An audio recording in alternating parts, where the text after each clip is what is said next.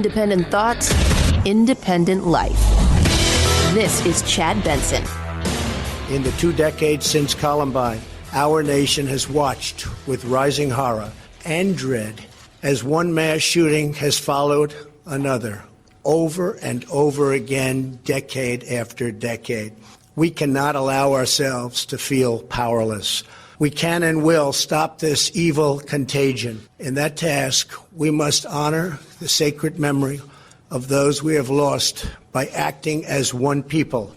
Open wounds cannot heal if we are divided. Absolutely true. Trump today.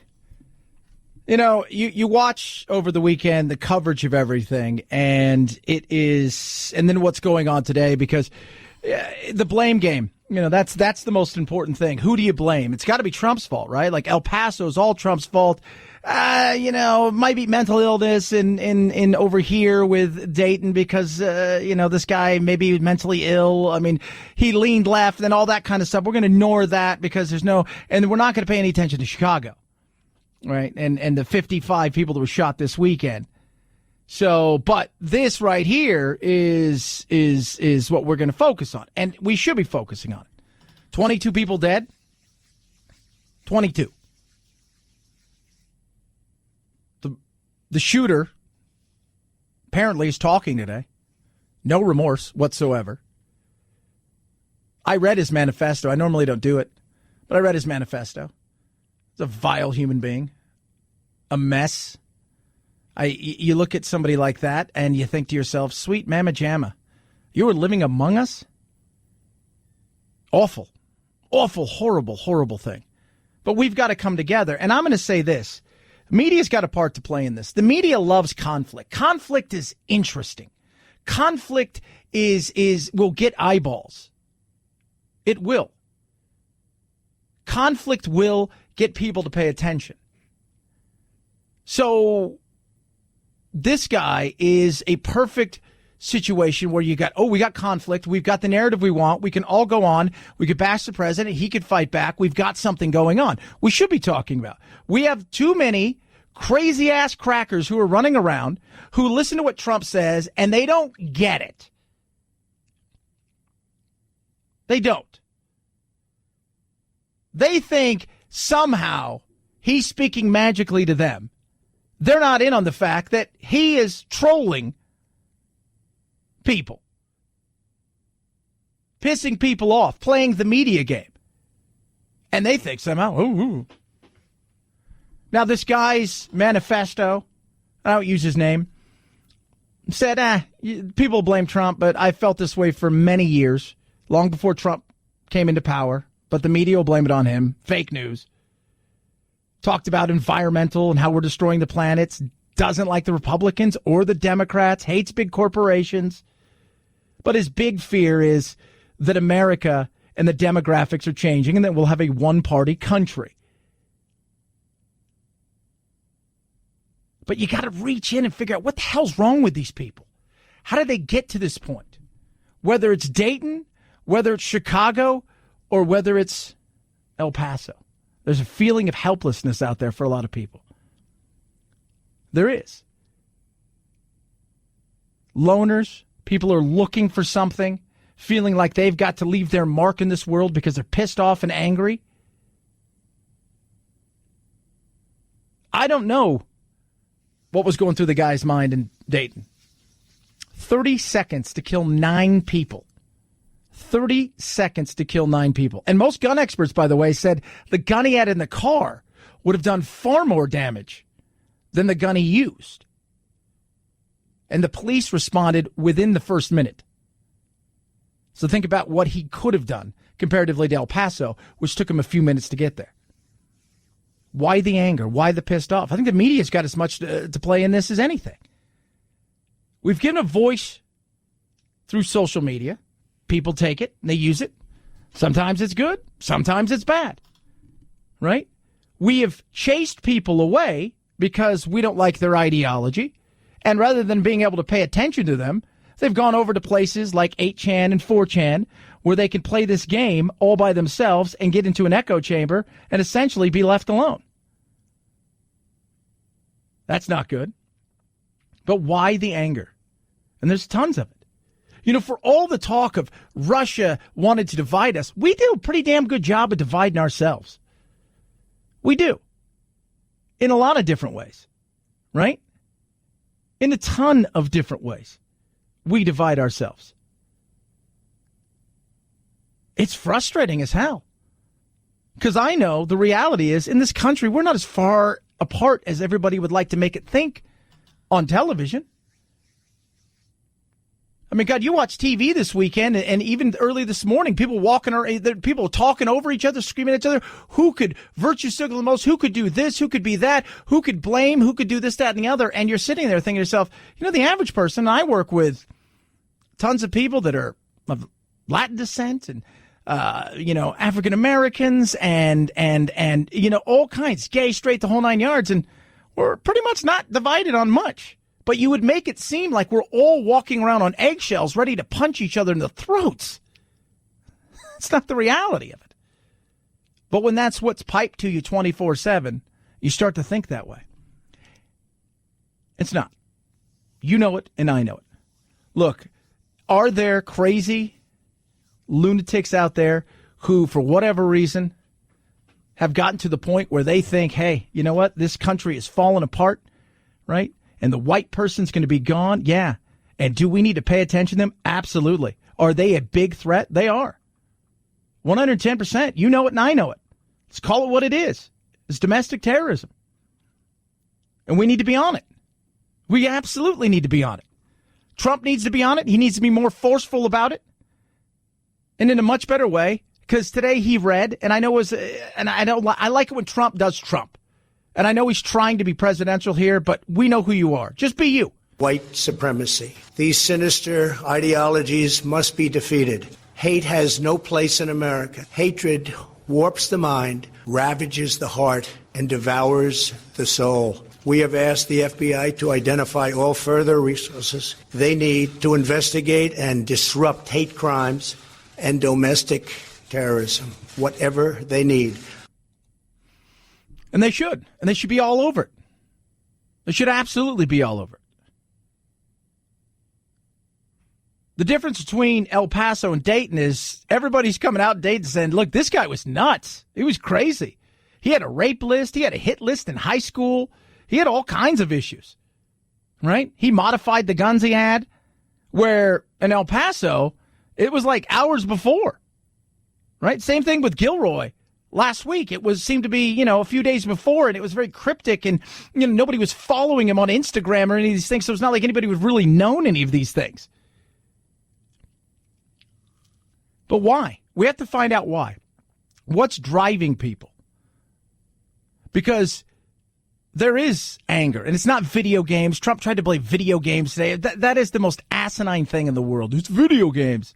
I played video games as a kid, right? I see a ton of kids who play video. It's not video games. All right? There's a lot of things that go into this. A lot of people are feeling helpless. You watch TV, right? Especially cable news networks. You think the world's coming to an end or Trump is the second coming. Those are your choices. No reality. None of this. No, there's no reality. It's like, the world's coming to an end. Watch the debates. That doesn't work for everybody. Everybody's going to fail. Life's going to suck. Blah, blah, blah, blah, blah, blah. And you sit back and that's not the reality of it. It's not. Because nobody wants to talk about reality, because we have to, apparently, to get anybody to notice, go to the fringes and scream and yell the loudest and say, look at me, look at me. It's not right. You can't have a common sense. I tweeted over the weekend, we need to have a real conversation. We've been having. No, we haven't. You can't have a real conversation in this country anymore about anything. About anything. If your belief isn't to the status quo on one side, there's no conversation. You're just deemed racist, homophobic, xenophobic, transphobic, and the conversations end and you get labeled. That's not a conversation. That's a different thought process than what yours is. And rather than have a conversation, we just go in polar opposite directions and just scream and yell at each other. And that is not a winning formula. But we're not as far apart as people think we are. The exhausted majority, I'm talking to you guys out there, the 80% of us who are looking around going, you know what? We need to take control. We need to be the voice of reason. We need to put these people in their place and take the damn microphones away from them. Because I'm sick and tired of it. There's going to be more shootings.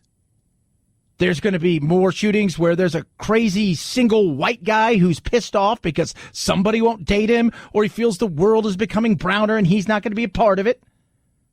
Or there's going to be somebody whose name starts with Muhammad and he's going to kill a bunch of people, or she's going to kill a bunch of people, and then we'll have this massive debate on the other side. It's ridiculous.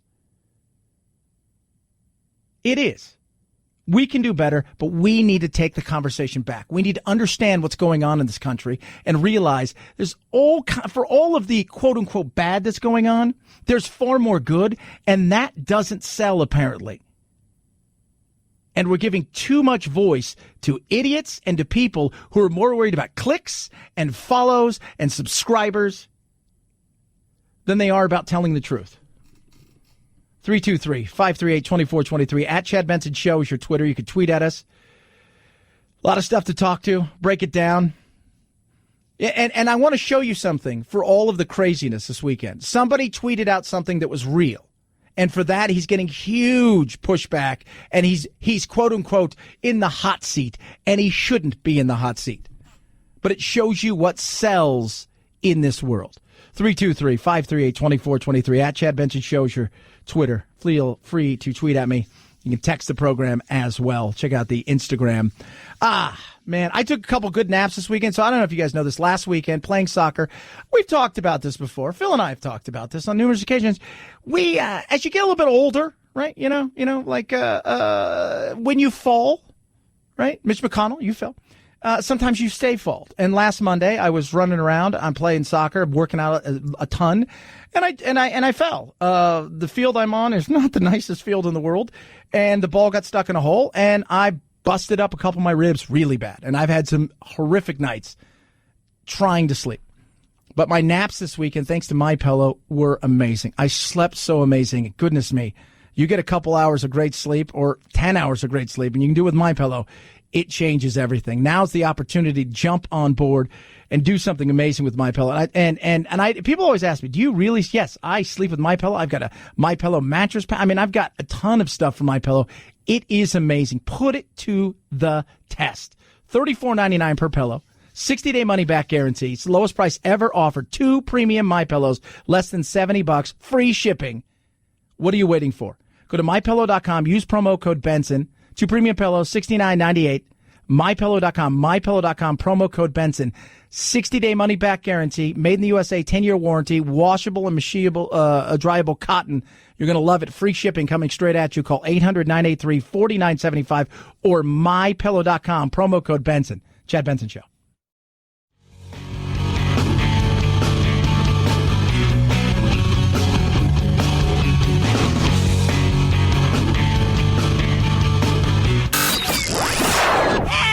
I can't take it anymore! Well, get over it. It's time to forge a new path with your very own political cartographer, Chad. We must reform our mental health laws to better identify mentally disturbed individuals who may commit acts of violence and make sure those people not only get treatment, but when necessary, involuntary confinement. Mental illness and hatred pulls the trigger, not the gun. Yeah, Trump's right about that. There's a lot of it. Some of it's hate. Some of it's mental illness. Some of it's people that have lost their way. There's so much, and we need to understand what a lot of this stuff is. We need to understand. We need to dig deeper. We don't really know the motive yet of what took place in Dayton. We understand the motive of what took place in El Paso.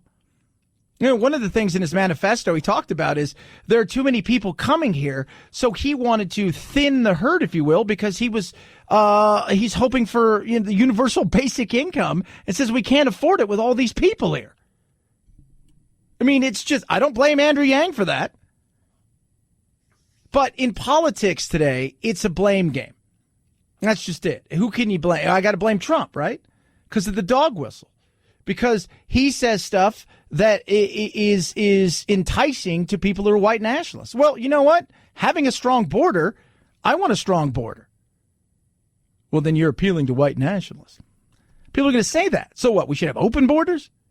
Well, no, what is it?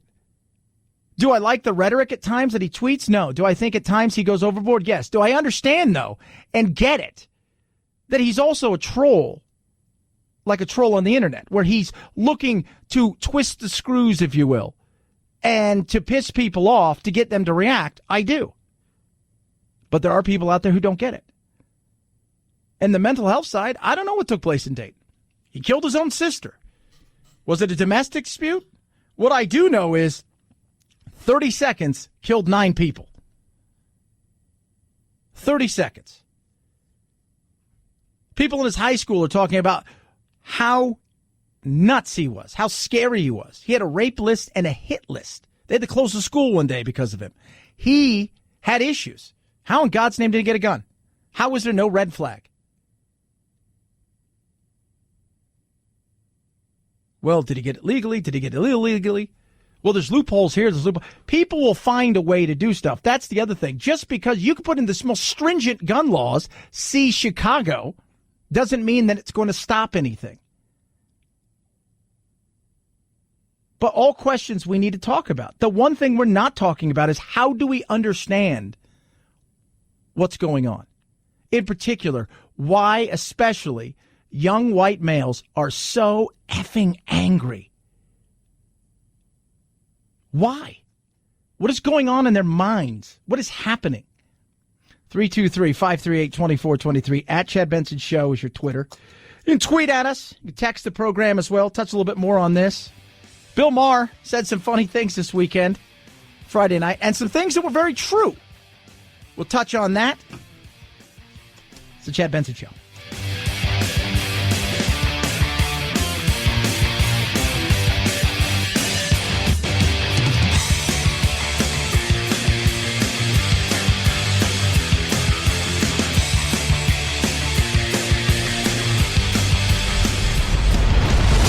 The Chad Benson Show.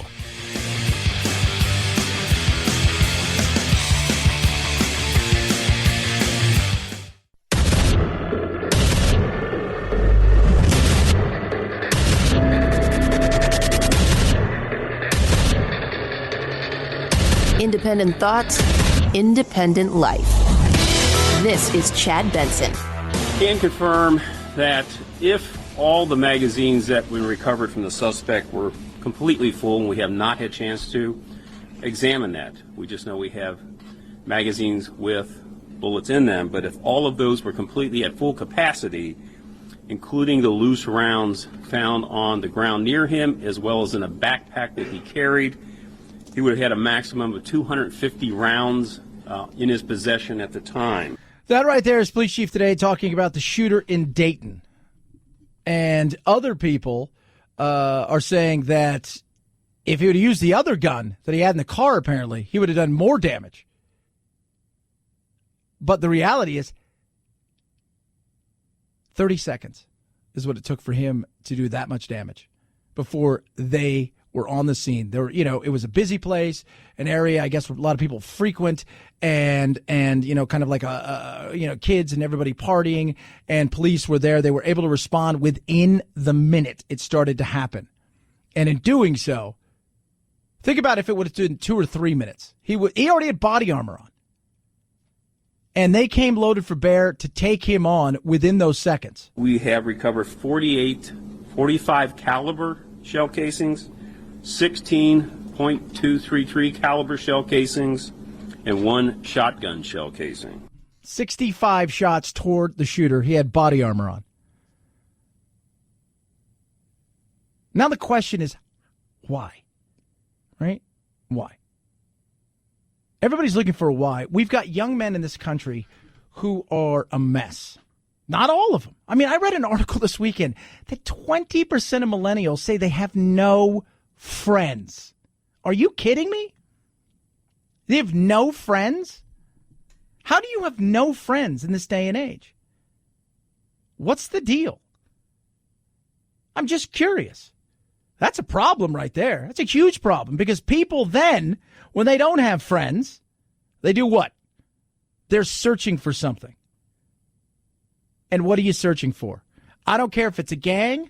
I don't care if it's ISIS or Al-Qaeda or white nationalists here. What are you looking for? Pissed off, disenfranchised. They're looking for any kind of attention.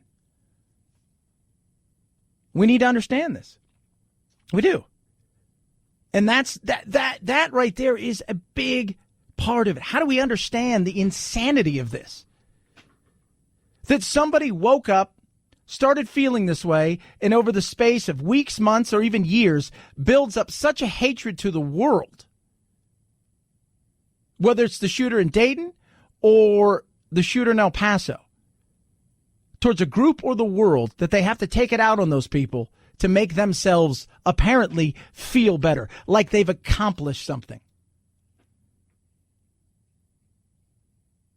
And all over these last 36, 48 hours, all I have heard is how it's rhetoric from Trump or video games or something like this. How about this? It's those a-holes. They pulled the trigger. Little personal responsibility belongs there. We have taken personal responsibility away from young people today. It doesn't matter what it is. Not your fault. Somebody else's fault. It's not your fault. It's somebody else's fault. You over there. It's not your fault. You were wronged. It's somebody else's fault. It's the corporation's fault. It's the president's fault. It's your dad's fault or the lack of your father's fault. It's somebody else's fault. It's not your fault. You have no personal responsibility in this. No. Mental illness plays a part. I think we can all agree on that. But we've got to start figuring out what the hell drives these people. And there's a lot of things out there we should be looking at. You got young white males who are pissed off and angry because they feel the world's changing in front of them and that they're being left behind. They're also being told that everything is their fault in some way, shape, or form. Right? I mean, you have candidates. Last week, you had a candidate, Kirsten Gillibrand, who went on stage to appeal to suburban white housewives. Hey, let me tell you why your whiteness is the reason that you don't get it, and I can white-splain it to you. Huh? We are so busy in this day and age trying to put people in special protective boxes, and you're this group over here, so you're protected. No, that's wrong. The more that you do that, the more that people feel isolated. My grandfather came here from Mexico. He still speaks with the thickest accent. I love him to death. You know what he says? I'm not a Mexican American. I'm an American. We can't say that anymore, though. Somebody has to have some sort of, no. I'm this or I'm that. It's crazy. It is. We've lost our way. We have. And it's frustrating as hell.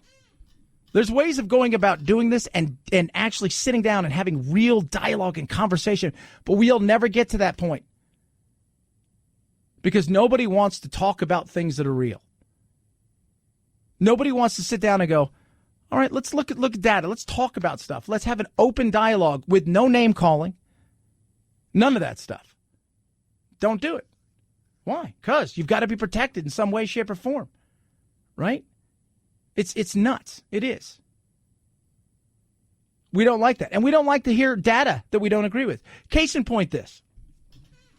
Neil deGrasse Tyson, right, who just was essentially found to be innocent of any wrongdoing as far as sexual advancement or any kind of misconduct, tweeted out over the weekend something that was real. In the past 48 hours, the USA horrifically lost 34 people to mass shootings. On average, across the 48 hours, we also lose 500 people to medical errors, 300 people to the flu, 250 to suicide, 200 to car accidents, 40 to homicide via handgun. Often our emotions respond more to the spectacular than to data. And that is true.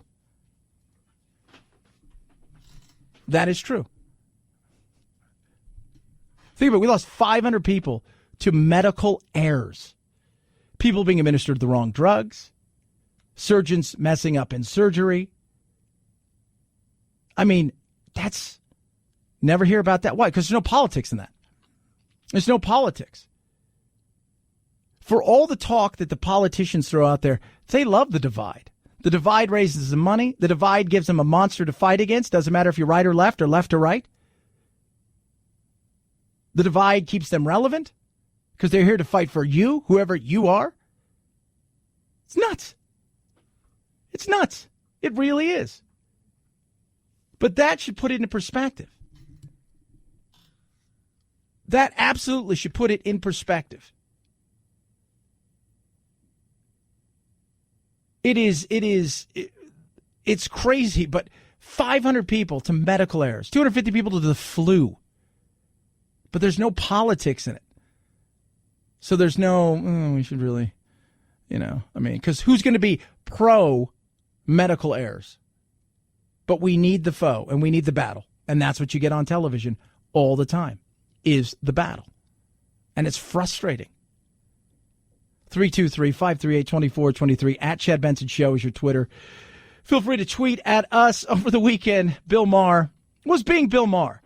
And he was, he was on point in a lot of things over the weekend, talking about everything from Biden to just, it's so funny, but he was spot on. All the Democrats have to do to win is to come off less crazy than Trump, and of course they're blowing it. Coming across as unserious people who are going to take away all your money so migrants from Honduras can go to college for free and get a major in America sucks. He's right. He's right. People got mad at him over the weekend. Why? Because he's right? Yeah.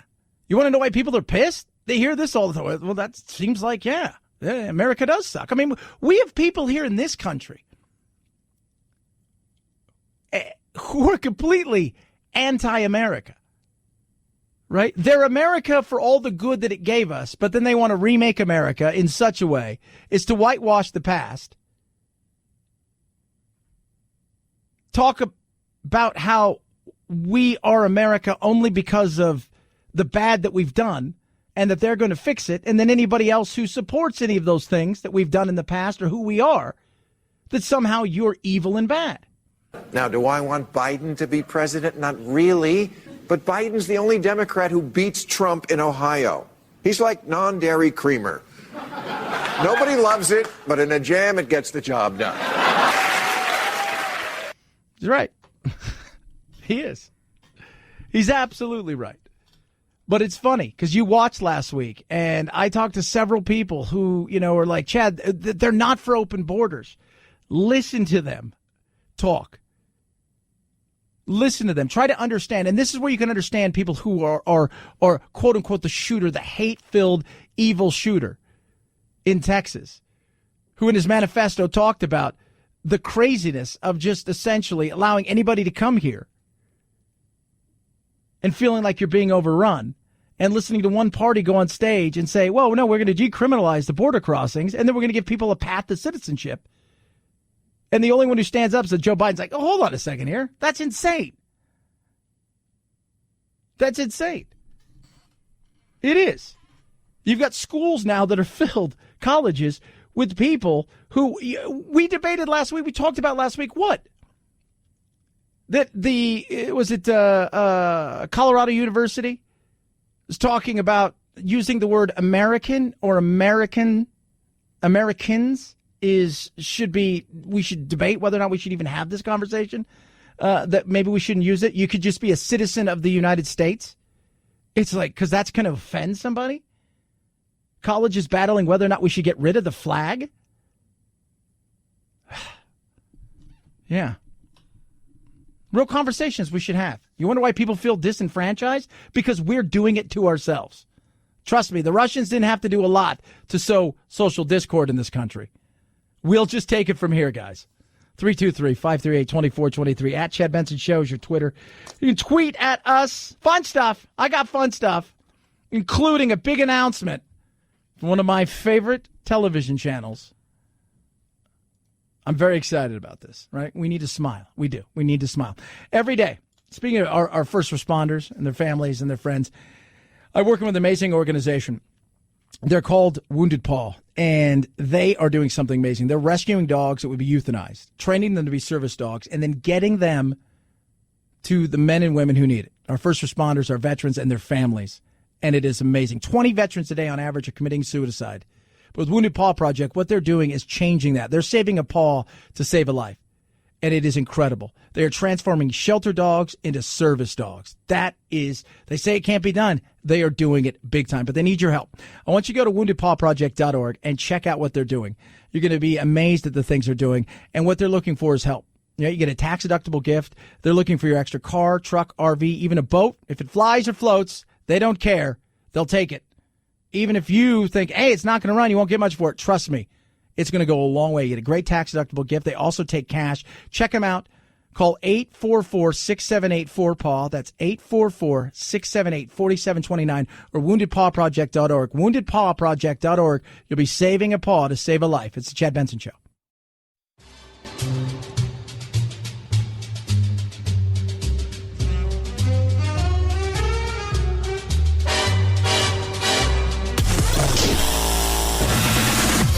No need to fear. We promise we won't give you a noogie and make you cry Russia, Russia, Russia. Who is the fearless leader? Fooey. Fooey, fooey, and double fooey. What is your language? This is a family show, remember? Fooey to families too. Nostrovia. This is Chad Benson.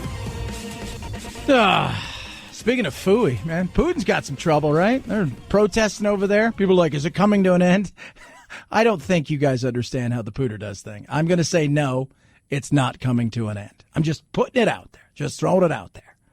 As expected, the Fast and Furious franchise spin-off Hobbs & Shaw debuted in first place. The action comedy pulled down $60.8 million over the weekend, right on track with pre-release estimates, and earned twice that overseas. Disney's The Lion King jumped from third to second. It's earned just shy of $431 million domestically in 3 weeks of release. All right, what's the matter, partner? A week 2 drop from second to third for Quentin Tarantino's Once Upon a Time in Hollywood, around $20 million there. Yeah, not a bad weekend, not a great weekend, and but interesting. But I was mostly excited about the movie news that came today. If you guys haven't known, I posted it on Twitter. If you guys are aware that, yes, kids, Hallmark has released their Christmas schedule. You guys listen to the Chad Benson Show. You know that for whatever reason, and I couldn't tell you what that reason is, that I find those stupid movies sappy. And in a day and age when we need a little bit of sappy, those things hit the mark. It's actually going to start late October and go all the way through. They got a bunch of new shows. I'm super excited. It's so stupid that I love those things. We don't have the Hallmark Halloween, though, which I think we should have at least a couple days of the Hallmark. Maybe like a love story between a ghost and a human. Wasn't there a movie like that called Ghost? We could do a much better job, though. I'm just putting it out there, kids. 323-538-2423. At Chad Benson Show is your Twitter. You can tweet at us. Nightmare of a weekend. Every once in a while, you need to smile. And let's make you smile with this. No longer fat. When Pam Heggie met Kai for the first time, he weighed a whopping 173 pounds. That first day home, it took the Golden Retriever 20 minutes just to get up the stairs and through the front door. Their vet called Kai the most overweight animal he had ever seen. I like to think most people are good, and maybe they just didn't realize they were doing was as detrimental to them as it was. More than 100 pounds overweight for an adult Golden Retriever. Heggie says he was the size of a table. I love this. If you saw this dog, it was amazing, right? And it's fun to look at fat animals, but it's not good for them. This dog was massive, though. His previous family was prepared to put Kai down until a vet stepped in and contacted the Misfits of Alberta Animal Rescue, where Heggie found Kai. And when the two linked up, Heggie took Kai for walks 3 times a day, got him eating right, even put him in water therapy to strengthen his legs and boost his stamina. And now, a year after Heggie first saw Kai walk up her steps, take a look at him now. 100 pounds lighter. That's how much the dog lost. 100 pounds. It's pretty amazing. It's a fat dog. I have a lizard that is massive. I've got several of them, but I have one. I call him Gronk because Jack named him after Gronkowski, and he is huge, and he eats the best food, but he is just ginormous. And sometimes you get something like that. And I tried it because the worry is you get fatty liver disease for some of these animals, and they die way too young. But it doesn't matter what I do. It doesn't matter. I mean, I feed him nothing but the best, and he gets nothing but the most nutritious, but he is just huge. He's just so fat. He looks like a mouth breather. That's the best I could say. Like, just, hi, guys. I'll have the souffle. 323-538-2423. At Chad Benson Show is your Twitter on this Monday. We talk about everything. We can laugh a little bit. Try to get some stuff back to normalcy. Let's talk about things. Have an open, honest dialogue. And remember, right? Let's remember, we do live in the most amazing country in the most amazing time. No matter what you hear on television and the crazy world of the internet and Twitter and whatnot, we're blessed. It's the Chad Benson Show.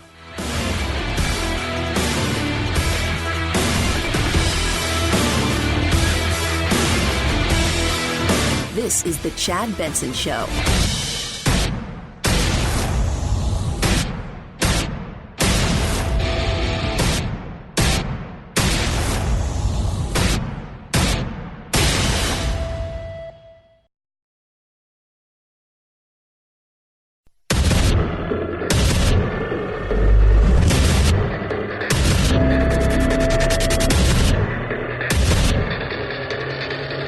Independent thoughts, independent life. This is Chad Benson. Is there anything in your mind that the president can do now to make this any better? What do you think? You know that he's been saying. He's been calling Mexican immigrants rapists and criminals.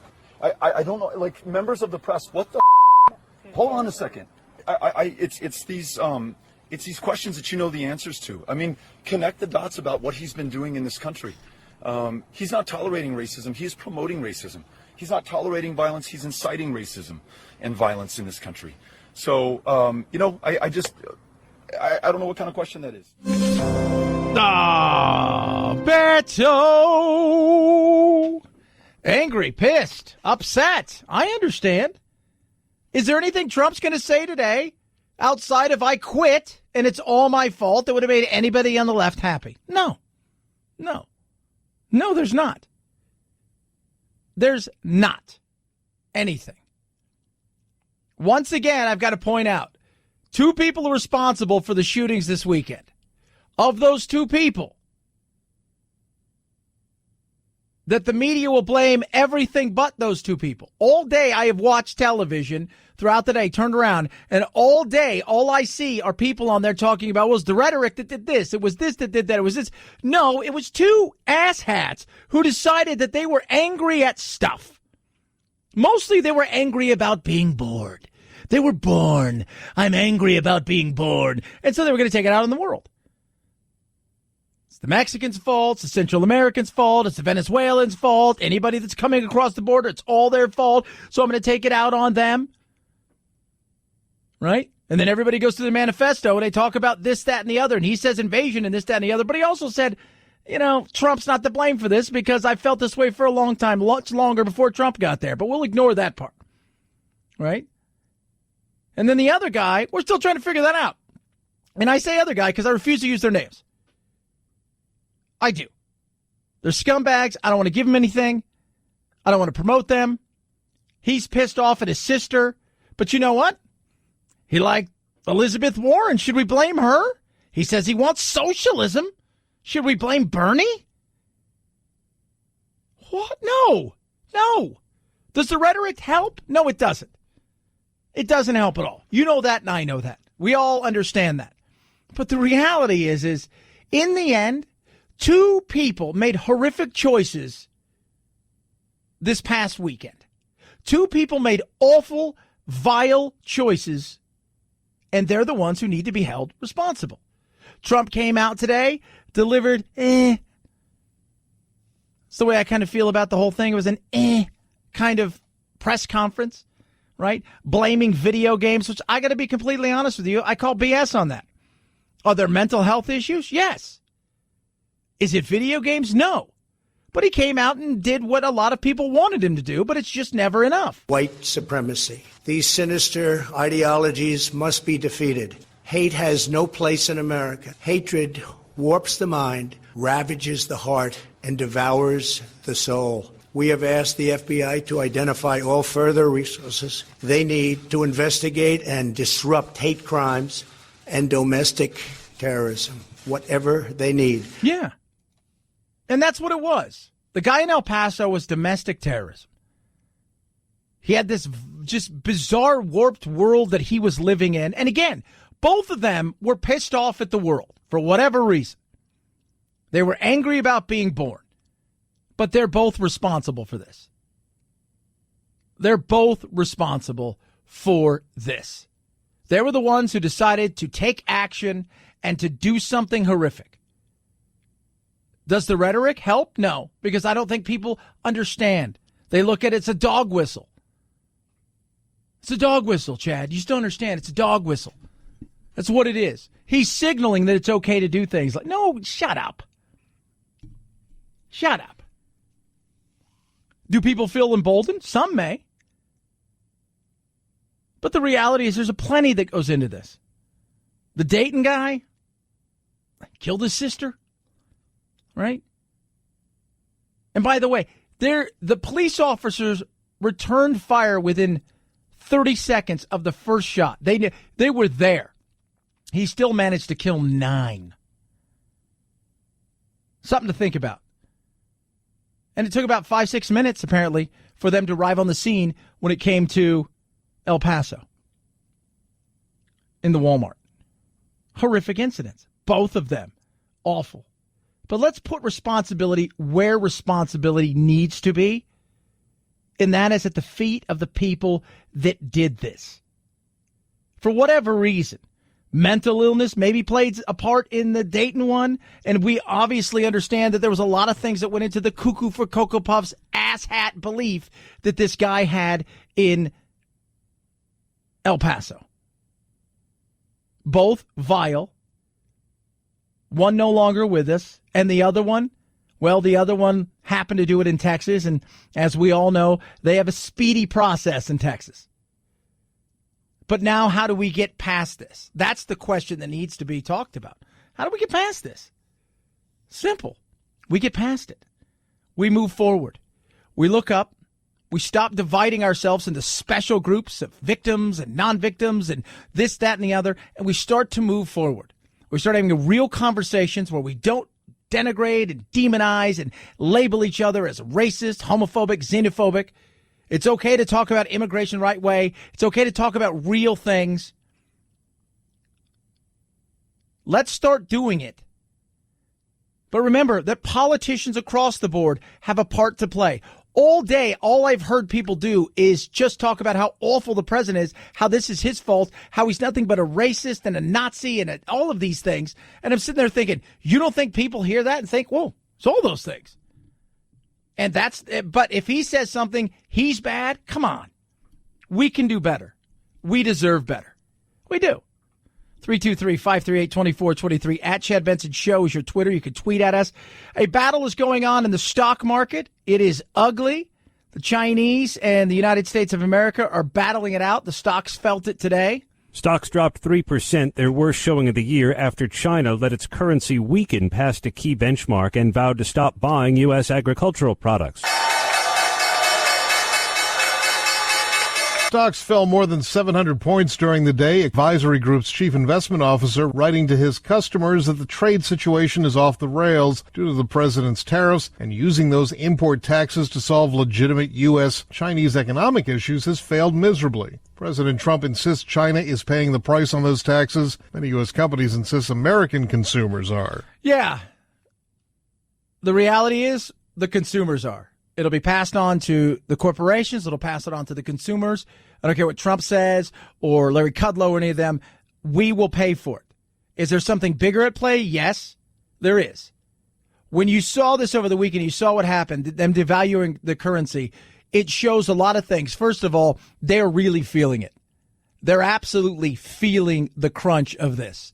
So this 10% growth that they're seeing year in and year out, quarter in and quarter out in China isn't happening. Companies are leaving China for a lot of reasons, not just this, but reasons that have to do with the fact of intellectual property, the things that are going on there, where they think the Chinese want to take it. There's more to it than a singular thing, but the Chinese are feeling it, and so are we. We felt it in the stock market today. Don't look at your 401k. Don't look at your stocks. Just take a deep breath. All in all, it's been a pretty decent year, up about 14%. But definitely you could feel it. You could feel it for sure.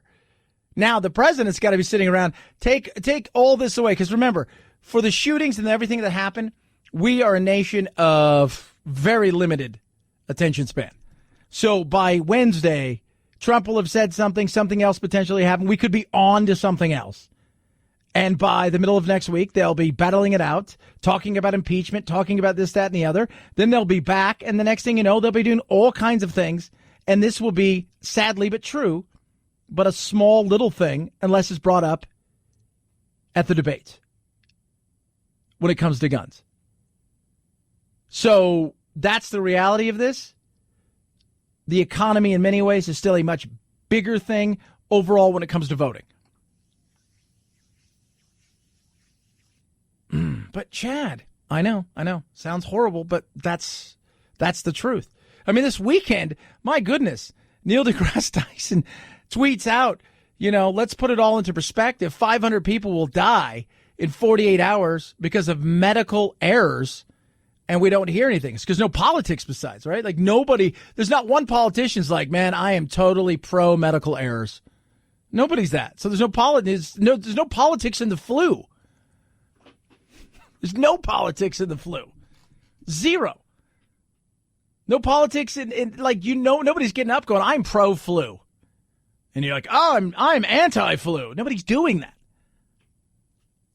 And then people got mad at him, of course, because he said, look, people make really, they go out and they say things and it's very emotional because of the things they saw. And then you watch the media 24/7 and it's all awful. But the reality is there's so many other things that are going on out there that we don't talk on because there's no politics besides it. 500 people?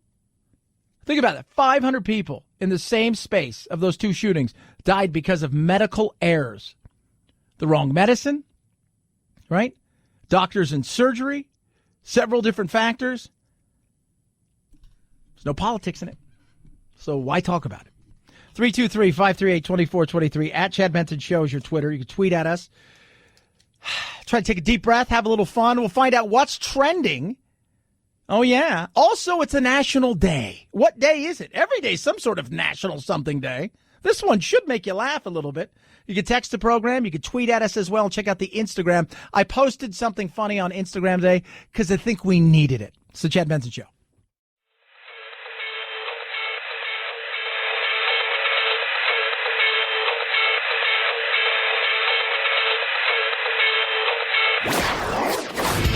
Don't let the Washington Beltway strangle you. This is where the exhausted majority comes to refuel, realign, and reevaluate. This is Chad Benson. The 20-year sentence is double that of what Cesar Sayoc's defense team requested, arguing President Trump's rhetoric contributed to their client's actions. His lawyer said Sayoc came to believe that prominent Democrats were actively working to hurt him, other Trump supporters, and the country as a whole. That, they said, is why he sent 16 mail bombs to critics of the president. Outlandish reports in the news and on social media, the defense said, made Sayoc unhinged. Yeah, unhinged. That's the guy. You remember the guy that was living in Florida in his van down by the river, and he was sending all kinds of crazy, loony pipe bombs off to people? Got 20 years, and rightly so. Definitely. I thought had some mental issues, right? I did, but they gave him 20 years. I don't think they saw that. I just think they saw somebody who was, out of touch with reality, but good riddance. He's going away, as he should go away, right? Do you know that 1 out of 4 mass shooters they've identified as having mental problems? So, 75% of them at least being identified as having mental problems, because a lot of times they have no idea. They can't study them because they're not there, because they kill themselves, and it's hard to try to put stuff together. But think about that. Only 1 out of 4. When we talk about the mental health issue in this country, it's something to think about. 323-538-2423 at Chad Benson Show is your Twitter. Hey, let's find out what's going on around the world. What is trending? 5, 4, 3, 2, 1, 0, ignition, liftoff. Now it's time to find out what's trending. What's trending? Yeah, what does that mean? I mean something, right? Like it's trending on the old internet. What's trending? I'll tell you what. The Dow Jones sitting at number 1 in the trending world. U.S. stocks post worst day of the year. Gigi Hadid, number 2. Kashmir, number 3. Not the band. Jenna Bush Hager, 4. And The Bachelor in Paradise, number 6. That's what's trending on Google Trends. On the other side of it, Twitter, you've got feral hogs, and I have no idea what it is. I look, and I don't quite understand it. That must be something the millennials are into. And it's National Underwear Day. So people are posting pictures of National Underwear Day photos.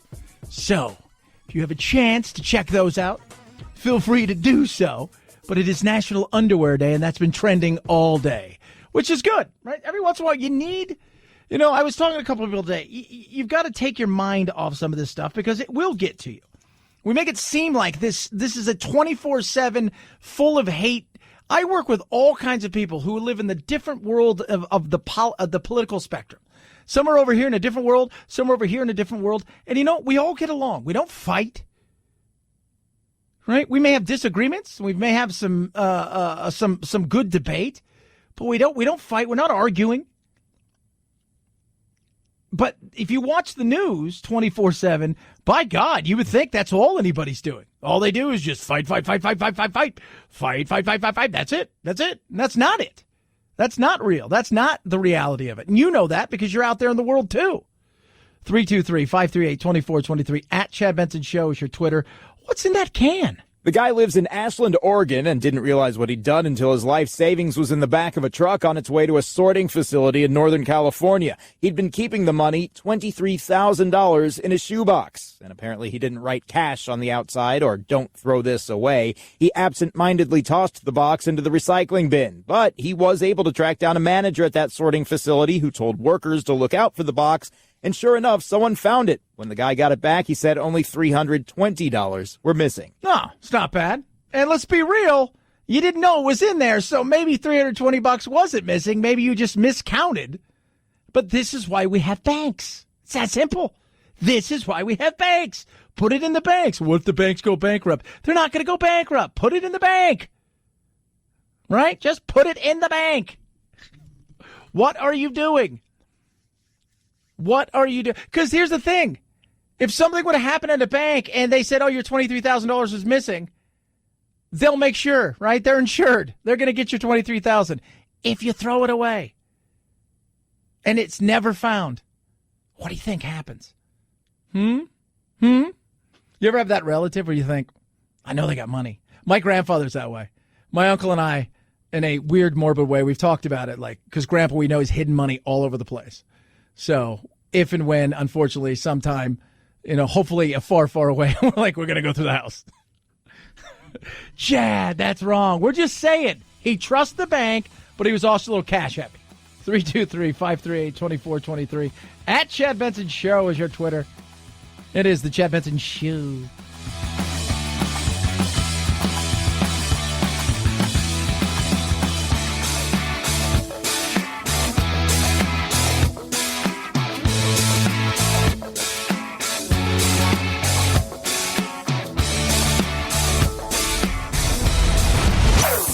Chad Benson Show.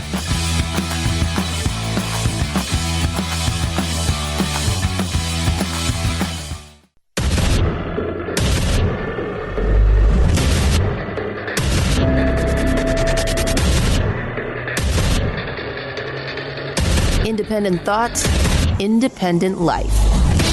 This is Chad Benson. white nationalism is a domestic terrorism threat, and it is a threat that is every bit as big and as poses a threat to the United States, very much like foreign terrorism does. The president has embraced white nationalists. He has encouraged white nationalists. He is there with white nationalists, and when white nationalists embrace him and call him their friend, I take them at their word on that.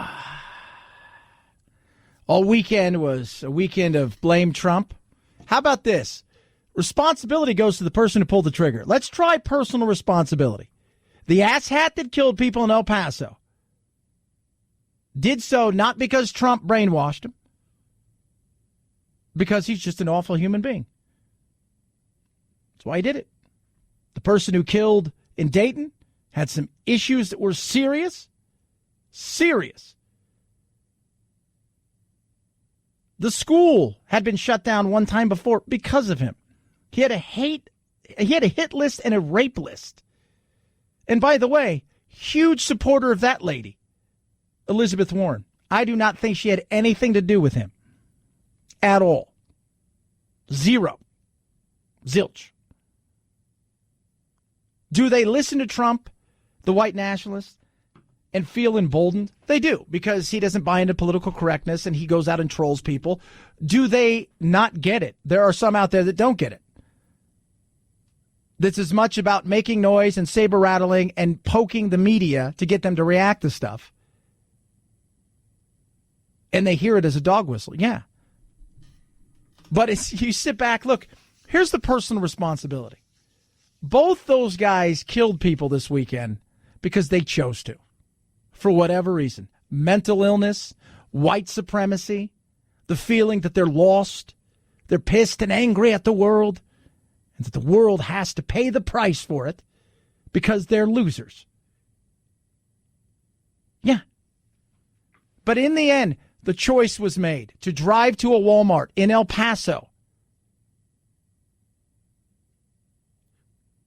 to kill people because he deemed them to be invading his country, and in doing so, was going to change this country to a one-party system. And by thinning the herd, the opportunity to have universal basic income, maybe a better environment, because he was big on the environment in his manifesto. By the way, they say he's talking, shows no remorse. I won't use his name. He's a scumbag. And the guy in Dayton killed his sister. Within 30 seconds, killed 9 people. Why?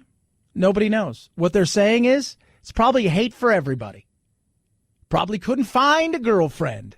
Probably got dumped by somebody. Felt like a loser, disenfranchised from the world, angry at everything, pissed off. So here we go. I'm going to take it out on everybody else because I've been wronged. And so that's what they do. To leave their mark on this planet, they're going to kill as many people possible for whatever reason. It's awful. It's horrible. It's vile.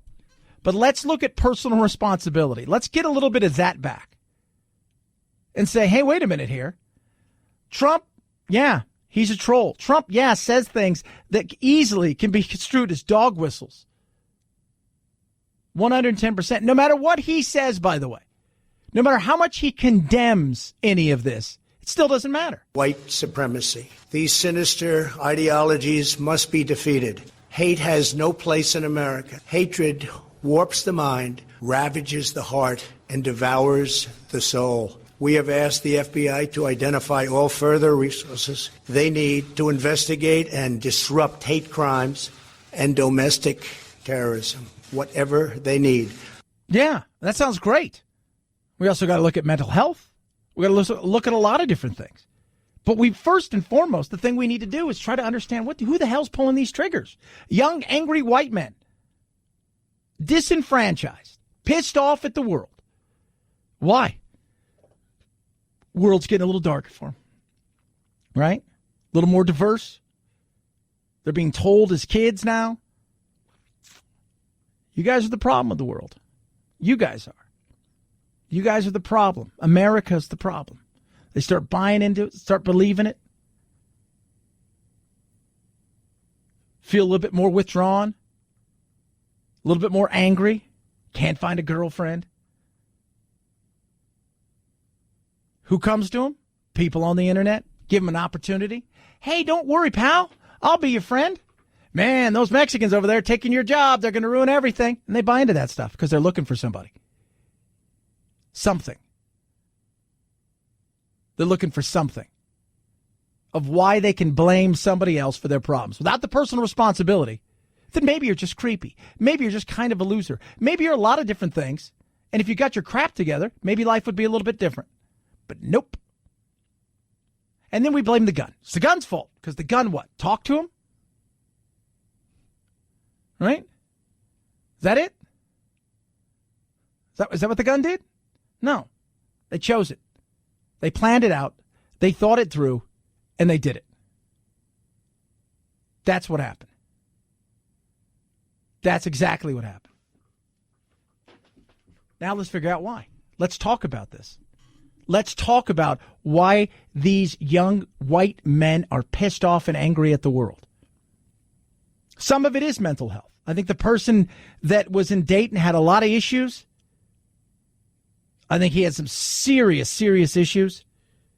And I think we'll find that out more and more as it goes on. Some of it is because they think they have to. 55 people shot in Chicago this weekend.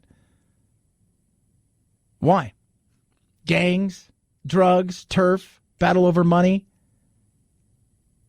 There's a lot that goes into this. It's not one singular thing.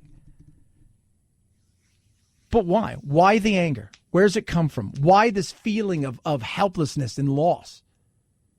Like the world's coming to an end.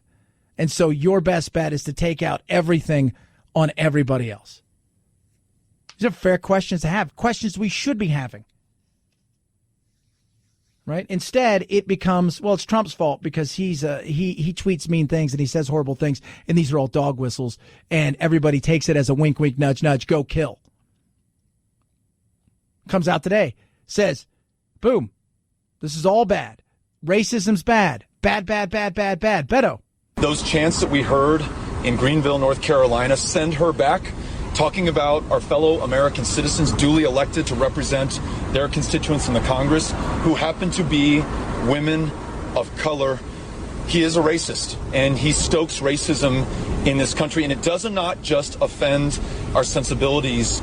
It fundamentally changes the character of this country, and it leads to violence. So he's a racist. Same thing today. Come Beto. More of that, right? Warren, he's every one of them has something. Say, Sanders, all of them come out with something about how bad and evil it is. Like, neither side wants to take responsibility and say, you know what, maybe my rhetoric is ridiculous. Maybe my rhetoric, they're not understanding that they're not getting it. They're taking stuff to heart when they shouldn't be. That it's aimed at you guys to piss you off. And the other side, like maybe me coming out here every day saying you're a racist, also trying to divide the nation. Maybe that isn't the best plan. Like everybody wants to be able to sling arrows and then say, well, I didn't do it. And the media sits back and enjoys every second of it. Because conflict gets more views. That's just the reality of it. Conflict gets more views. 500 people, as Neil deGrasse Tyson pointed out over the weekend, and he's been hammered for it, died in the same time period. 500 people to medical error. 250 people to flu. But there's no politics in that. Right? You won't hear anything about Chicago this weekend.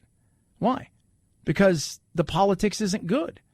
It's not the kind of politics that the media wants. This over here, this guy being a hate-filled, white man is far more eye-worthy and political-worthy than maybe a guy that's pissed off and angry and mentally unstable, or people running around Chicago shooting each other so they could sell drugs from a certain corner because somebody's wearing a different color than somebody else. Everybody wants to blame somebody else. Nobody wants to go, well, maybe it's, talk radio. You got a part to play in this. Absolutely. Media, you got a part to play in this. Politicians, you have a part to play in this. Academia, you've got a part to play in this. You can't tell kids. My son's 9 years old, and he's already getting it at school and stuff, the things they're talking about. I'm sitting there and I've questioned, like, whoa, wait a minute here. That males, in particular white males, are the cause of all hell in this country. And not expect after a while for people to say, everybody's got a little bit of part to play in this. Just a smidge. We don't want to talk about that, though, because it's too easy to go, Trump's a racist. He is the, he's the commander and Ku Klux Klan leader. So much easier. Did you guys get my soundbite? Was that good? You guys want me to stand like this? Is this my best shot? Let's talk about personal responsibility. One thing you won't hear anything of, because everybody's too busy trying to blame somebody else for this. Personal responsibility lies with the people that pulled the trigger. Period. There's a lot of scumbags out there that feel like, they could do a lot of damage, but somewhere along the line, they don't. Personal responsibility lies with these two idiots. 323-538-2423 at Chad Benson Show is your Twitter. It's the Chad Benson Show.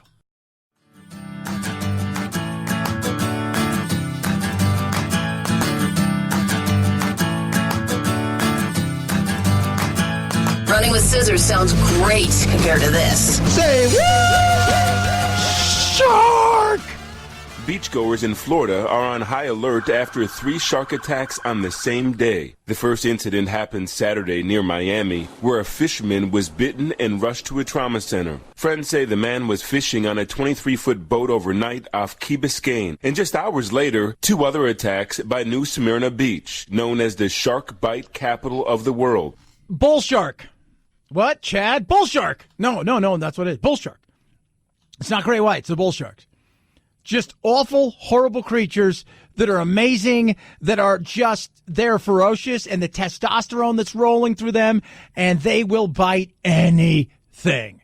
Drone footage captured a shark swimming between 2 surfers at Satellite Beach in Florida. I was yelling to him, hey, there's a shark, and I don't think he heard me because he fell off his board at just the wrong time. This summer has seen a rash of shark sightings and attacks up and down the East Coast. Yeah. Bull shark. That's what it is. You got to watch it. And know this, like everybody. When you go on vacation, I don't care where you go. If you're going to be in the ocean, there is always something in there that may sting you, right? May poke you, may bite you. That's the reality of the shark. Less than a week ago in Jacksonville, 23-year-old pro surfer Frank O'Rourke struggled to stay above the water after he was bitten. You have all the teeth, the rows of teeth. Kind of just clamped onto my arm. And this weekend, officials in Cape Cod and Nantucket closed several beaches for part of the day after more than 10 sharks were spotted. I love that. It's like thing had teeth and stuff, bro. And it was all like, I got teeth, bro. And it's like, no way. He's like, yeah, totally. It's all about teeth and stuff. 323-538-2423 at Chad Benson Show is your Twitter. You can tweet at us, Fat Dog. When Pam Heggie met Kai for the first time, he weighed a whopping 173 pounds. That first day home, it took the Golden Retriever 20 minutes just to get up the stairs and through the front door. Their vet called Kai the most overweight animal he had ever seen.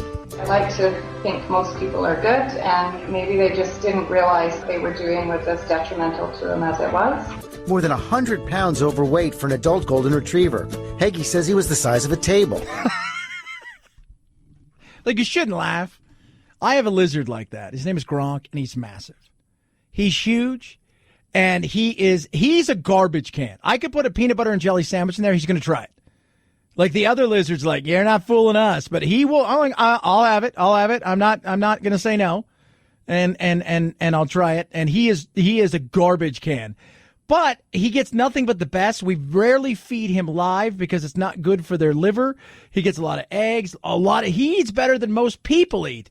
Yet for whatever reason, he's just ginormous and he's lazy. He's got all the room in the world and he just, I don't care.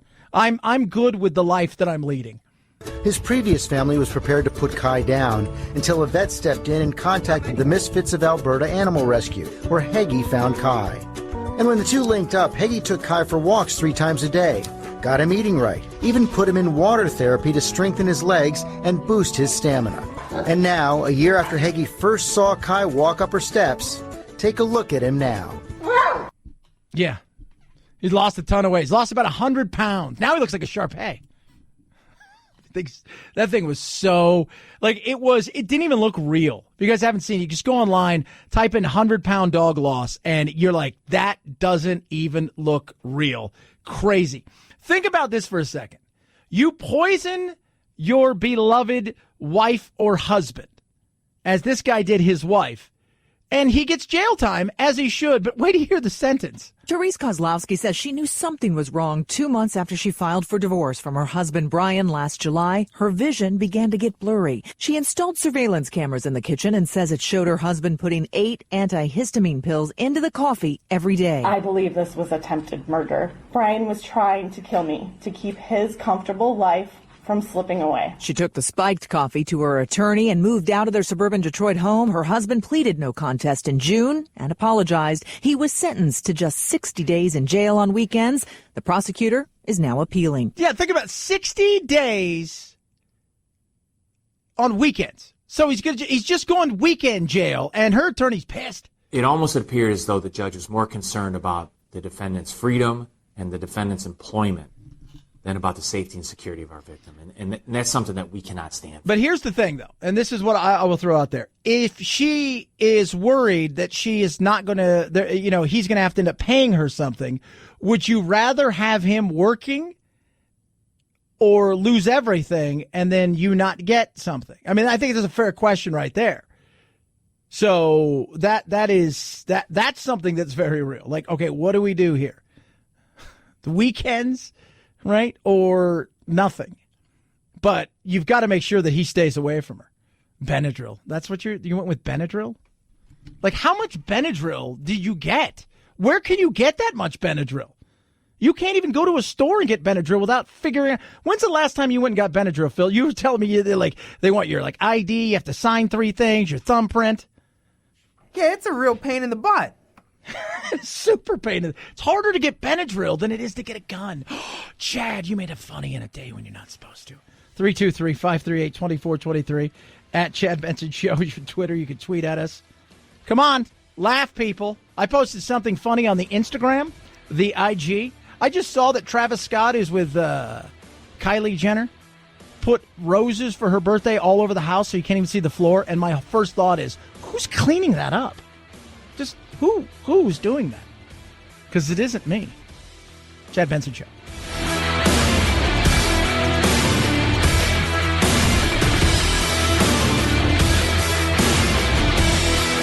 This is the Chad Benson Show.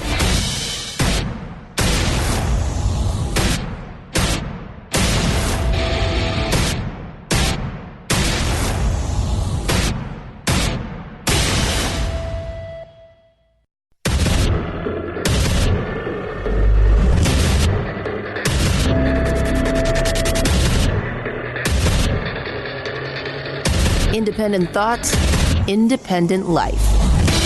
This is Chad Benson. You can do your job so we can do our job. We should be back in Washington right now doing our job and passing gun violence prevention laws that will make America safer. What are those laws? And I'm curious. I would like to know, what laws would people like to see? Because as we all know, there's ways around laws. And here's I talked to a couple people this weekend who are members of the NRA. They're friends of mine. One of them is a Democrat, and the other one is a staunch uber Republican. And we were texting back and forth. And both of them would like to see some stuff done, except both of them had the same issue. They don't trust government. They don't trust the people that are in power to do the right thing. They think they'll overreach, they think they'll impede, and they think there's something bigger that will happen. One of them blamed Trump for this, says this rhetoric's all his fault. The other one blames mental illness and the individual's actions. To me, I'm an individual's actions. I think the gun didn't get up and do anything. But I understand. And I think there's a lot of people out there that also would like to see something done. But their fear factor is we can't trust you, government. We can't trust you. You are not to be trusted. You're just not. So what happens? You know, they talk today about all kinds of things that you can do. Some of the behavior patterns can also be less severe. An FBI study found 4 out of 5 active shooters displays concerning behaviors as subtle as a change in work performance. And though research shows most mass shooters are frequently surrounded by people who saw warning signs, 59% didn't report the odd behavior to law enforcement. And part of that is because we don't want to be what? We don't want to be those people. Do you remember the people in San Bernardino? Right? The neighbors saw them doing stuff. The shooters at the Christmas party, the ones that were, you know, it was all about ISIS, him and his wife and the whole 9 yards. She saw things, but she didn't do anything because she was afraid she was going to be labeled a racist. People are afraid to say that they feel uncomfortable or that they see something because they don't want to be one of those busybodies that has something happen. And the next thing you know, if there isn't anything, there's a fallout somewhere. So everybody stays away. Everybody, I'm sure, has worked with somebody where they thought, I've identified the shooter, right? Like everybody has. But what are those things? Is it better to be safe than sorry? And in this day and age, this litigious society, what if you go and report your coworker? Say, my coworker Stan is displaying odd behavior, is really withdrawn, has done some stuff that makes me uncomfortable, and you go, and then they do a background, or they look, and they find out there's nothing there. Stan's just weird, but harmless. And then all of a sudden, Stan says, I'm going to sue you, and I'm going to sue the company. So people are just like, I won't say anything. And that's not the way we should be living. This is an ugly situation that took place over the weekend in El Paso. It's a horrible situation in Dayton. 2 people that got guns. Like, I look at the Dayton person and I say to myself, how in God's name did you get a gun? First of all, you threatened the school, so they closed it down. You had a rape and hit list, apparently, while you were in high school. Like, people, they kind of identified you. And we still don't know the motive. He killed his sister and her significant other, apparently. Was this one of those things where something happened? Did she say, you're weird, you need to get out of the house? Right? You can't live with me anymore? I mean, we don't know the ins and outs of it. But I think a lot of people would like to see something done, but I understand the fear factor of government's overreach. Not the military, but government, i.e. politicians, who use these things to try to gain more power. That is the reality of this. And also to know this absolute. Even if you have universal background checks, even if you have all of these things that people want everybody to have, it's still not going to stop people from doing awful things. Let's remember what Timothy McVeigh did, right? With a rental truck, some ammonia, and manure. Let's just remember that. Let's understand that when people want to do bad things, for whatever reason, they're going to find a way to do it. It's how do we get to those people? Are they lost? And how do we not weaponize that in going after people? Well, my ex-husband's a jerk, and I think he's threatened to do these kind of things. He has guns. Next thing you know, you're getting your guns taken away. You haven't done anything, but somebody's pissed because of a child custody hearing. And you've not done anything wrong. Right? So where is that? Remember, they've tried these red flags in a few places, and the ACLU's actually come out and sued because people have lost their guns for no reasons other than people saying, well, I think this person's mentally deranged or something like that, or they saw a doctor a year and a half ago for depression because their mom died or something like that, and they're like, well, we're going to keep this. So how do you go and get them back? What is the long, arduous task about that? And then being labeled something. There are things that we need to fix, and I think we recognize that. But we're very emotional creatures. We're like, ah! So we react. Neil deGrasse Tyson over the weekend tweeted out something he's got all kinds of hell for.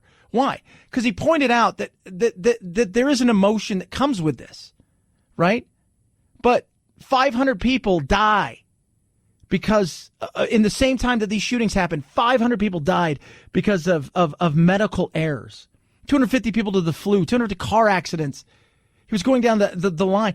And things that are not political, things that we can't get emotionally involved in because nobody walks around going, oh my God, there's medical errors. And how many people die because of heart disease, self-inflicted, or I mean, we could go through the numbers, and we're like, oh, it's like a shark attack, right? We hear one, then we hear two, we hear three. Like, oh my God, everybody that's going in the ocean has the potential of being eaten by a shark. These things are awful and they're horrible, and I'm not quite sure they're all preventable, but we can do some stuff. But in saying that, we put it into perspective because we're emotional and we will react, and that's what happened. We react. We react because there's politics involved, and because of that, the media's got something to talk about. We're not talking about Chicago and the 55 people who were shot over the weekend. We're not talking about that because there's no emotion in that to blame the president, the politics. Illinois has already got, especially Chicago, has a very tight gun restrictions, but people find a way to go to different states to get guns illegally and to go about doing those kind of things.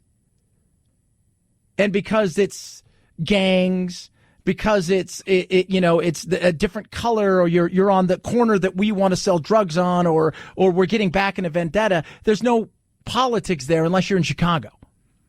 But the emotion of what took place this weekend, in particular, El Paso, because we can play the political game, and everybody could come out and have their 2 seconds of how angry they are. And they could come out and they could say stuff, that it's like that will go, oh, there's your soundbite. We don't need thoughts and prayers out of Washington. What we need is strength and some resolve that we haven't seen yet. Yeah, and they go out and everybody go, oh, okay, you see, he's doing it. We have a president who works overtime trying to divide the American people.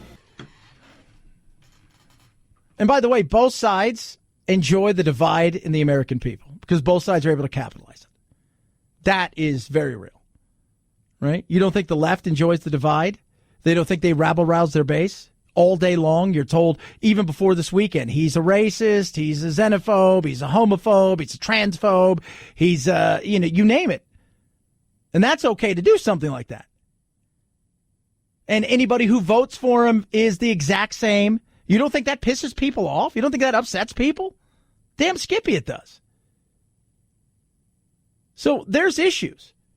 But how do we go about overcoming them? The first thing we need to do is we need to take a step back and go, first of all, we're Americans. That's the reality. We're Americans. And this was a horrible situation.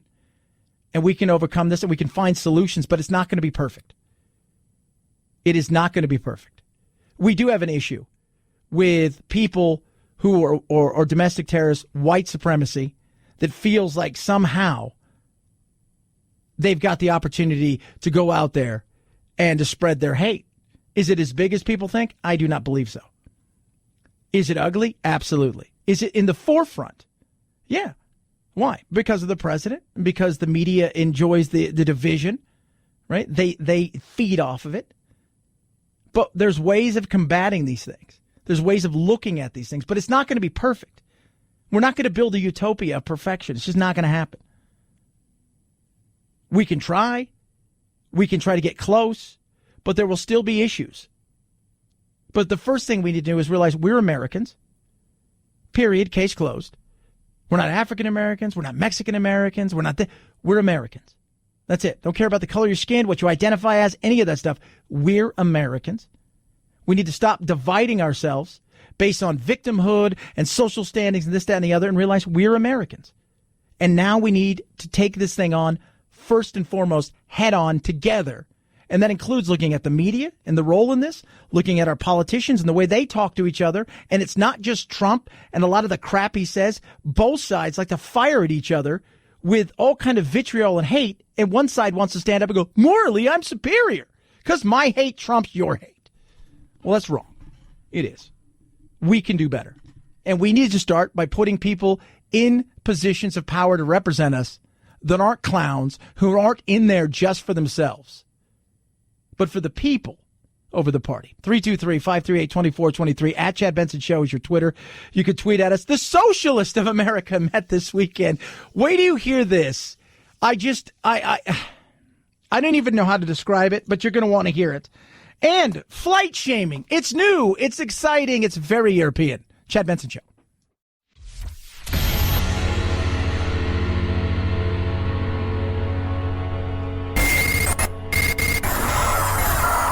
No fake outrage here, just the real thing.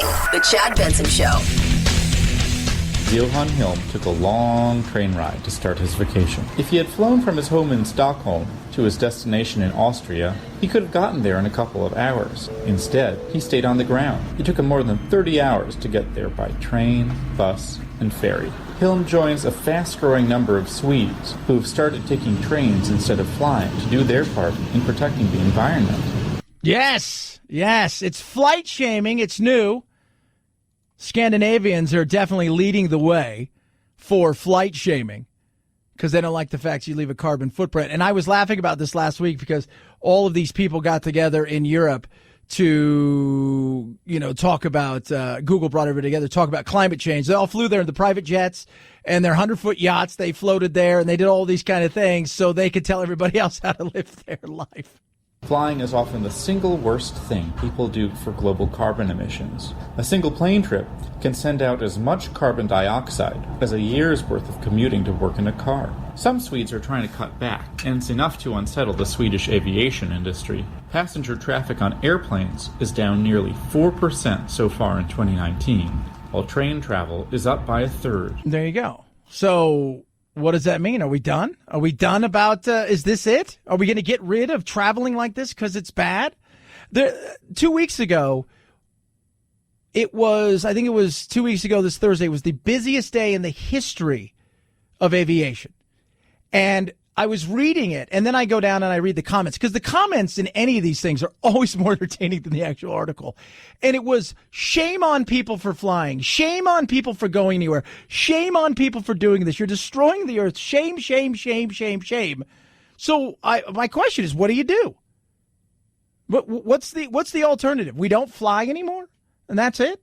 So you never get to visit a faraway land unless you take a long boat, which I'm sure they'll figure out the minute you do that. You can't take boats either. You can go, but you have to paddle. It is obviously a more time-consuming way to travel, and that sort of gives you the opportunity to other things. I mean, I rarely read on a plane because usually you're not there for enough time. Actually, I have no idea what I'm going to do for like 36 hours. I will probably sleep for part of the time. 36 hours. Enjoy. I'll fly. But you're going to ruin the earth. What doesn't ruin the earth anymore, right? My God, McDonald's has straws that are made of what? Paper, right? In the UK, in Ireland, they have straws made of paper. People got excited, right? Because this 9-year-old kid would think straws, if 500 trillion straws are thrown away every single day. It's like, oh my God, the kid's absolutely right, based on no scientific fact or any of these things. So they go and do these, and then they're like, all right, we're going to do paper straws. And they do that in the 1,300 plus stores across the UK and Ireland, only to find out what? Oh, yeah, these straws aren't biodegradable, and we can't do the things we want to recyclably with these, but the plastic ones were. Always looking to make the world a better place. I have zero problems with that. I always tell everybody, I want us to make the world a better place. There's ways of going about doing it, and there's other ways where it's knee-jerk reaction. And what do? Right? Because whether it's the guns or it's climate change, any of these things, you tell a story that can evoke emotion. If you bring data, if you bring facts, if you bring any of these things, people don't want to hear that. You have to tell a story. That's the better way to get people to react. It's a better way to get people to change. It's a better way for people to be activists and activate themselves to do something. And you got to tell that story. And that's what this, I don't care what it is. Right? A couple weeks ago, we talked to a guy and he did one of those like TED Talks. And I forgot, it was about inequity and poverty. And he said, data doesn't matter. tell a story. And that's the reality. I can't get you to do something based on numbers, based on any of these things. What I can get you to do, though, is based on a story, even if it's not true, get you to react. 323-538-2423 at Chad Benson Show is your Twitter. Don't worry, I got that socialist thing. You're going to want to hear this. This makes you shake your head. I got a poll question at how much is Trump and the political discord to blame for the shooting over the weekend? It plays a huge part, 29%. Very little to do with it, 43%. Both sides are to blame, 17%. And the media has a part, 2, 11%. Take the poll question at Chad Benson Show. Check out the Instagram as well. That's IG for you kids out there not paying attention. The IG. You check out the Instagram and check out the chadshow.com. A lot of stuff coming there. Daily update stories, got videos and stuff coming. Check it out, chadshow.com. Plus, you can find out where the podcast is available to you. It is Chad Benson Show.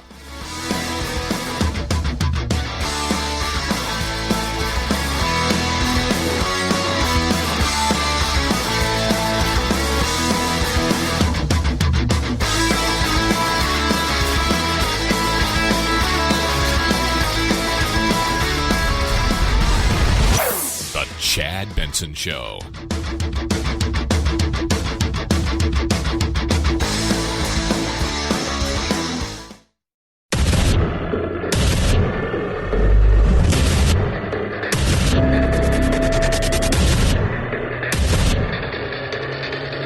Independent thoughts, independent life.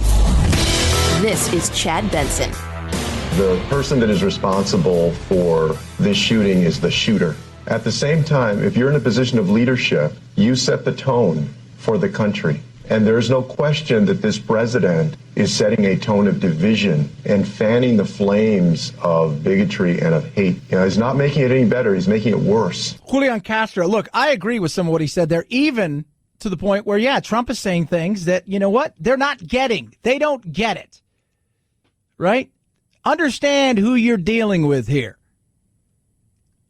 Understand, you're dealing with people who don't get it, right? You're trolling people. People say, well, don't you think he's a racist? I don't know what Trump is. I don't know what's in his heart. I think he's pro-America, and I think for some candidates out there, they're not pro-America. Well, it's about white nationalism. No, I think Trump cares. First of all, one thing we need to start doing as Americans is realizing if you've come here and you've wanted to be an American and you've become an American, you're American.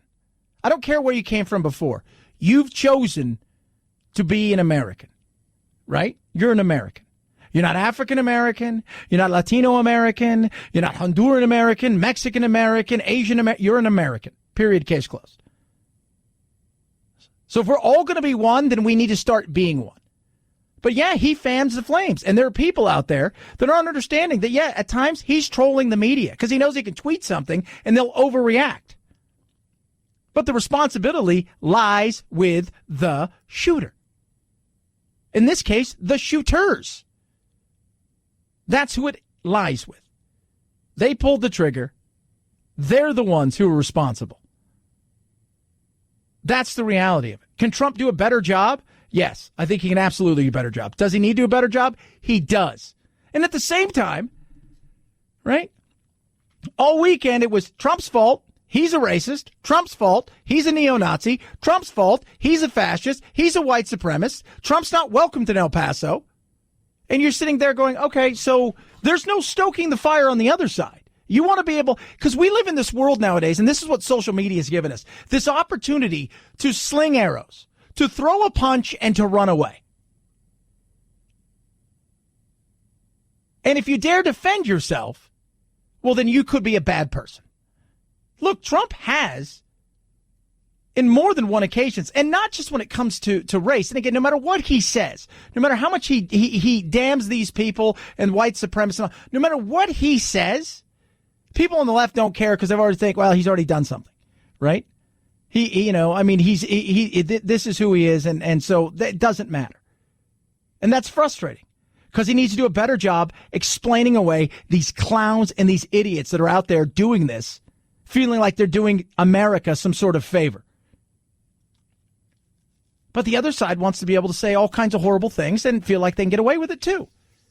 Everybody's got a part to play in this. But in the end, El Paso, Dayton, Chicago this weekend, the people that pulled the trigger, they're the ones responsible. They're the ones who are ultimately responsible for the harm and the pain and the misery and the devastation that they caused. They are the ones. Not Donald Trump, not Elizabeth Warren, Bernie Sanders, Barack Obama, George W. Bush, no. The people that pulled the trigger are the ones. And the Republicans, you guys need to stand up. You need to find yourself your cojones, right? And start worrying about whether or not you're going to alienate some people who are scumbags. And by the way, for all the thought process of there's so many white supremacists running around, that's all that's out there. That's not true. It's not.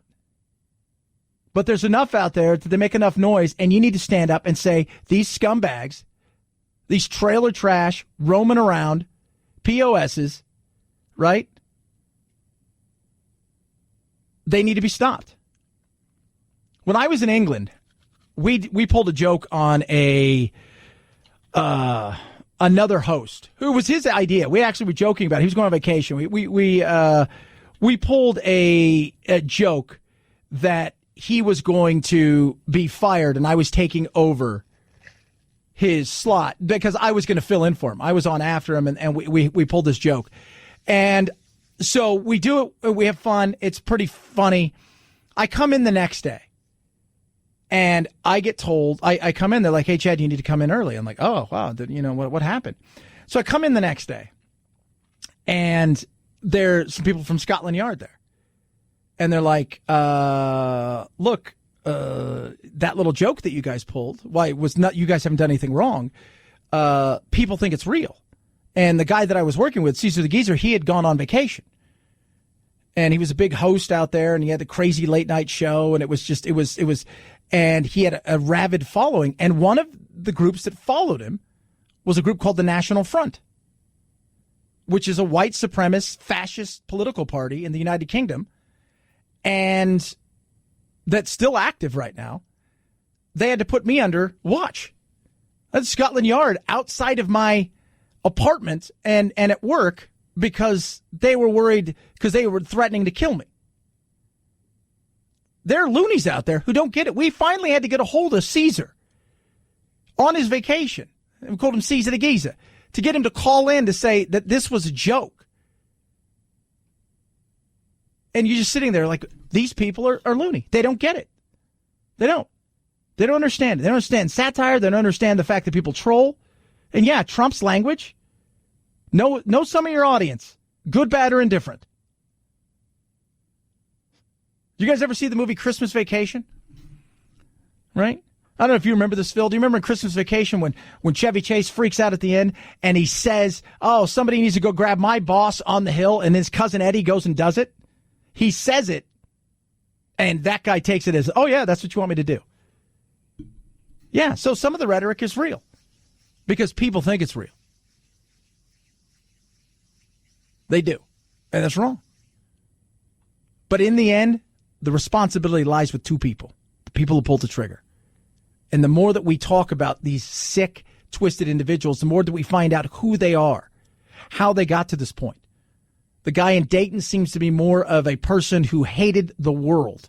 Didn't care the color, the gender, what you identified as, any of those things. He seemed to hate the world, including his sister. Mental illness probably played a part in that, but we'll find out more. We know exactly what was going on with the guy in El Paso. But how did he get to that point? 323-538-2423 at Chad Benson Show is your Twitter. You can tweet at us. I do love hearing from every single one of you. I try to get back to every single one of you. I try to. Even if you don't like me, I try to answer you back. Doesn't mean it always will happen, but I damn well try. Speaking of what's going on in this world, something that people aren't paying much attention to today, but we should be paying attention to, is what's going on in the stock market throughout the day, and what will be happening, I'm sure, overnight, which is the battle of U.S. and China.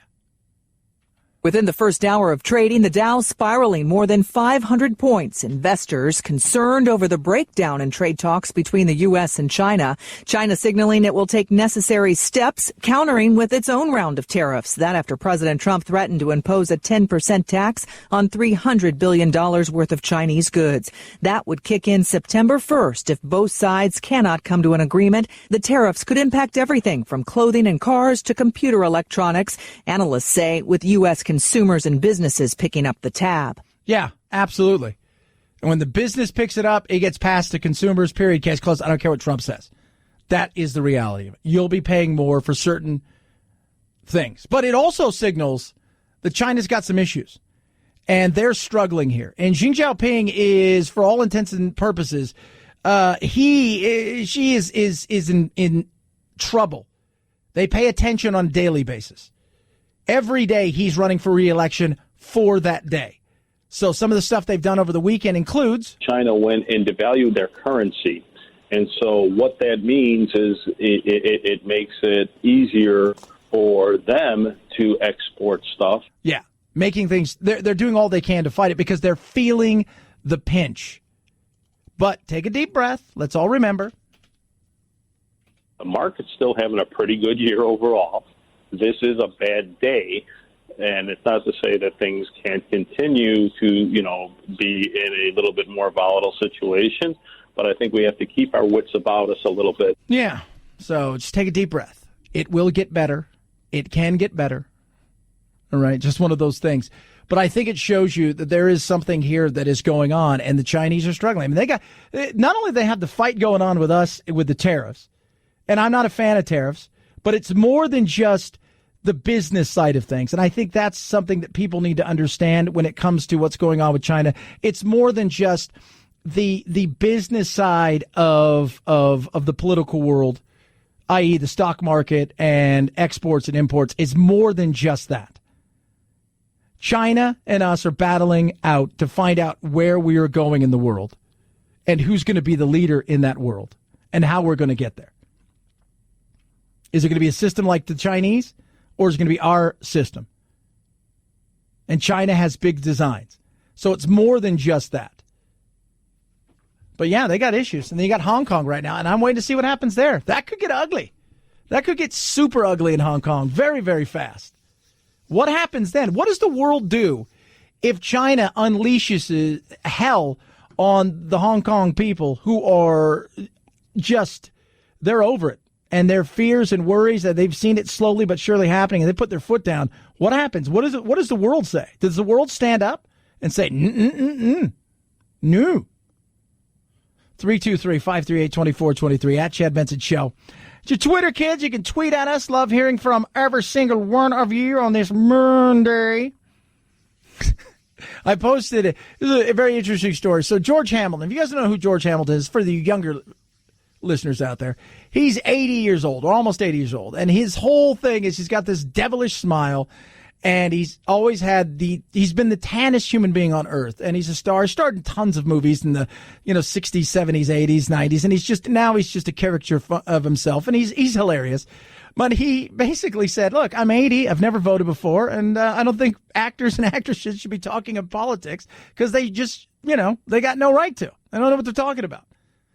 And it's like, it's weird to hear somebody you've never voted, right? And you're like, man, you should be voting. But I also respect the fact that you're like, you don't know anything about it. So I respect the fact that you're not going to vote on something you don't know about. That to me is interesting. I think it's a good thing. If you don't know about something, because many of us we're going to go to the elections in November and the next year, and you go vote for things and you don't know anything about the bill, like what's this here? What's this? Okay, so we're looking at here, and there's this new thing, and they want to do this, and this is, and you may read a thing of it, or you'll read a snapshot, but you don't know who's paid for it, what's it all about, right? You don't know any of those things, right? And then you'll vote for judges, and you'll vote for this, and you don't know anything about those people. And you're only there usually to vote for president and or certain congresspeople or senators, but there's a bunch of other things. Most people don't study. It's not that hard. My God, they send you a book where you can read stuff up. 323-538-2423 at Chad Benson Show. Twitter. MyPillow. Sleep well. I did. I needed it, too. I needed it. Man, I took a couple naps this weekend, and it was nice. It was nice. Long. One of them was like one of those ones where you're like, that's pretty epic. I could do that again. I tried it. But I had to get up a little earlier. But, woo, goodness me. It's MyPillow. That's it.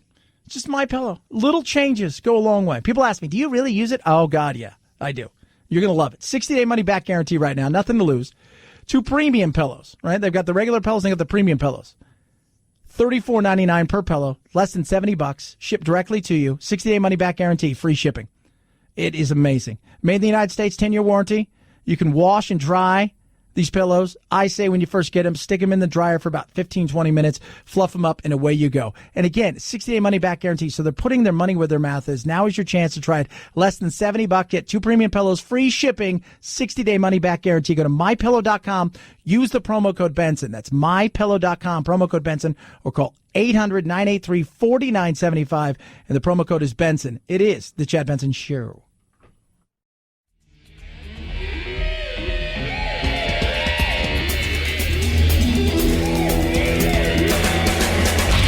You go, boy. This isn't about right or left. This is just about right and wrong. Right you are, Chad. The Chad Benson Show.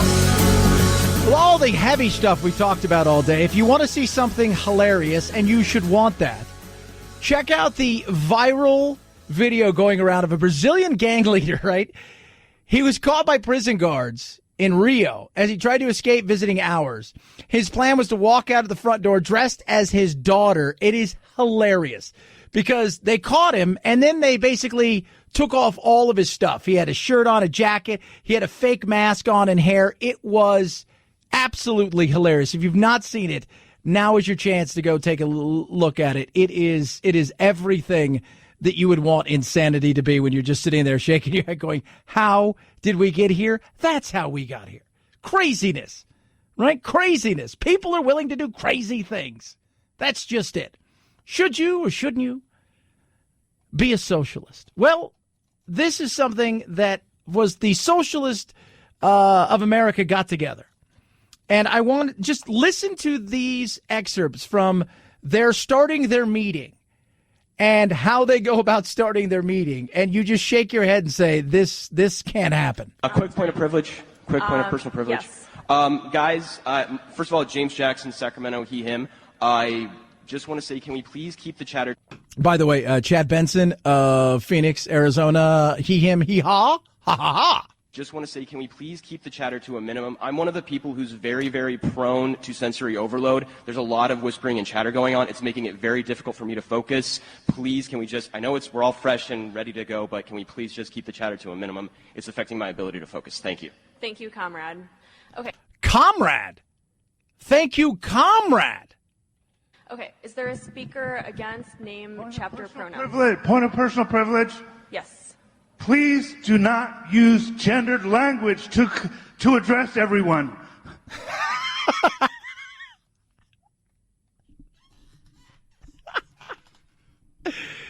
Oh, my God. If you think he, him guy is done, he, him guy is just getting started. Quick point of privilege once again. Hi, James Jackson, Sacramento DSA, he, him. I have already asked people to be mindful of the chatter of their comrades who are sensitive to sensory overload, and that goes double for the heckling and the hissing. It is also triggering to my anxiety. Like, the be comradely isn't just for, like, let's keep things civil or whatever. It's so that people aren't going to get triggered and so that it doesn't affect their performance as a delegate, okay? Your need to express yourself is important, but your need to express yourself should not trump or over, like, He's just too excited. Phil, do you identify as he, him, he, ha? Absolutely, I do. What's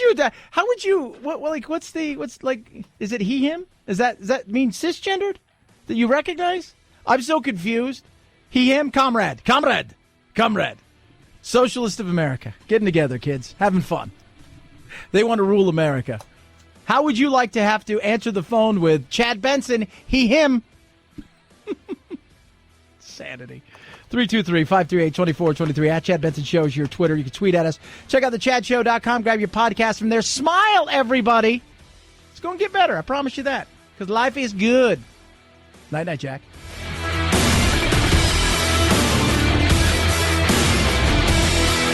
This is the Chad Benson Show.